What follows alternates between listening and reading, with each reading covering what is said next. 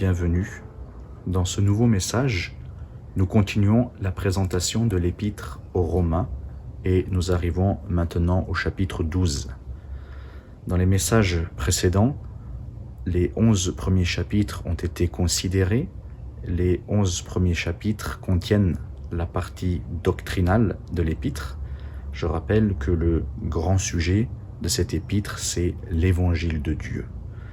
Et c'est un sujet large, vaste, et les différents aspects de ce sujet sont traités donc de façon plus doctrinale, de façon plus abstraite dans les 11 premiers chapitres.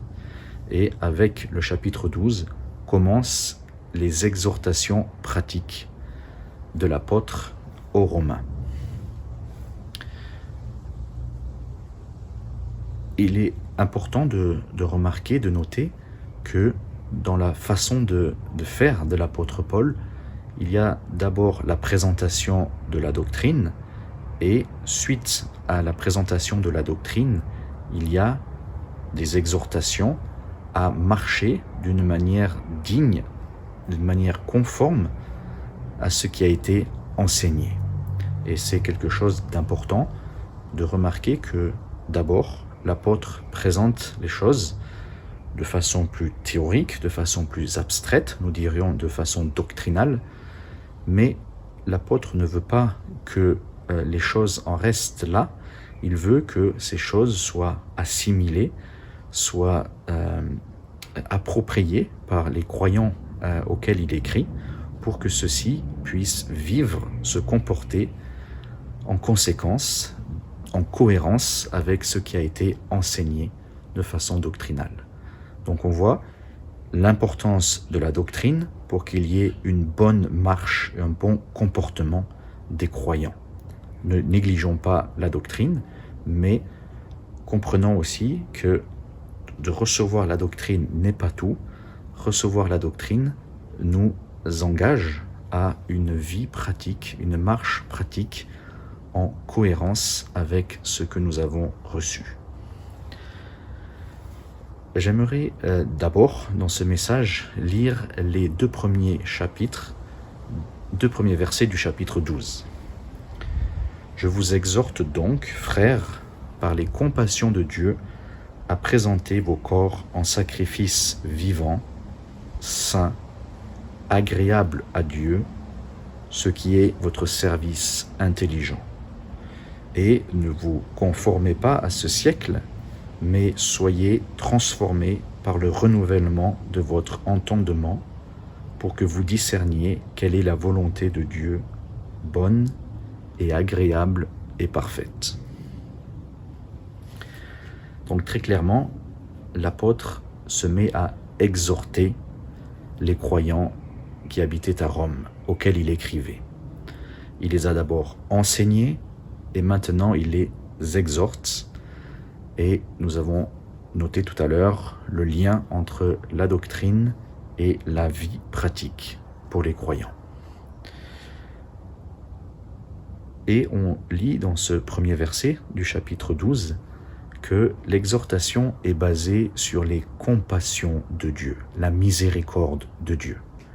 Et c'est remarquable de voir que dans ce terme, les compassions de Dieu ou les miséricordes de Dieu, nous avons la base sur laquelle s'appuient les exhortations.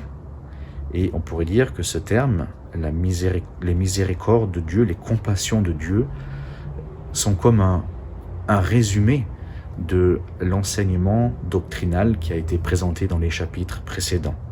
Donc, dans l'évangile de Dieu, Dieu use de miséricorde envers les hommes. Et aussi, dans ses voies, dans ses relations envers les hommes et même envers son peuple Israël, comme cela est vu dans les chapitres 9 à 11, Dieu agit aussi sur la base de ses compassions et de sa miséricorde. Et donc, basé sur les compassions de Dieu, sur la miséricorde de Dieu, l'apôtre nous exhorte, nous aussi, pas que les Romains, nous aussi, à présenter nos corps en sacrifice vivant, saint agréable à Dieu. Donc, nous notons que nous sommes appelés à présenter nos corps. C'est-à-dire que l'Évangile ne s'adresse pas seulement à l'esprit de l'homme, il ne s'adresse pas seulement au cœur de l'homme, aux affections, aux sentiments, aux pensées, mais il s'adresse aussi à l'homme, au croyant, en tant qu'être tout entier. Et là, il est question des corps, de nos corps. C'est-à-dire que le désir de Dieu est que notre être tout entier, notre esprit, notre âme et notre corps soient touchés et soient engagés pour Dieu sur la base de ses compassions envers nous telles qu'elles sont vues dans l'Évangile. Donc c'est nos corps qui sont ici